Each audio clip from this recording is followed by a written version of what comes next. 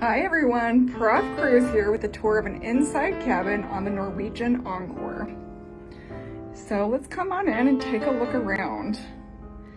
So the first thing I want to mention about this particular cabin, this is cabin 12401, and this is actually an inside cabin with a king size bed, which is fairly unusual. So I want to give you a look at this. This is also a 3-person cabin, although I'm sailing in here solo, so I'll have it to myself this time. The main difference being that the bed is larger, obviously, and then normally there are 2 little bedside tables. You'll notice one on this side. They've placed the other one over by the television and closet because it won't fit next to the bed. So this upper bed pulls down. I'll post a picture of how it looks on my website so you can see that. And then next to the bed on both sides, you'll notice these nice little reading lights. You can flip these on and then adjust them so you can read in bed. And then there are also USB ports, and it's the same setup on both sides of the bed. Swinging over here, you have your flat screen television. And let's pop open the closet here and take a look at that. It's a very small closet, depending on how many people you have in this cabin. I'm sailing solo, so it'll work just fine for me, but it's not a lot of storage space if you're sailing with 2 or even 3 people. This is where you'll find your safe. There is some shelving along the side here, but it is a little bit difficult to access when you have things hanging in here. One thing I always like to do is store additional items under the bed that I don't need on a daily basis, such as my luggage or any big coats or things like that. This is an Alaska cruise, so I'm storing some of my larger winter weather items under the bed. Coming over to the desk area, you'll notice this piece here. I was so confused the first time I saw this in an NCL cabin. I tried to open it. Don't try to open it, it doesn't open. It's basically just a stool you can sit on if you're using the desk. You can also take this top part off and use it as a tray. I like to use it for having some breakfast in bed. And you'll also find the hair dryer. I always call this death by hair dryer because it's connected via a cord to the underside of the desk, and it's very short, so it's a little tricky. If you have room in your luggage, you may want to pack your own hair dryer. These are typically not very strong as well. Then in here you have your mini fridge. It always comes stocked with some items that you can purchase.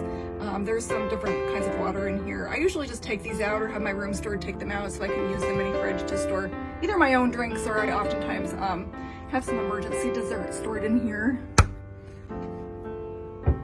There are 3 American style 3-prong outlets and then 1 European outlet. You'll find your latitude items here upon embarkation, and then also the first day freestyle daily and any shore excursion tickets that you may have purchased. There are 2 nice little hooks here by the door.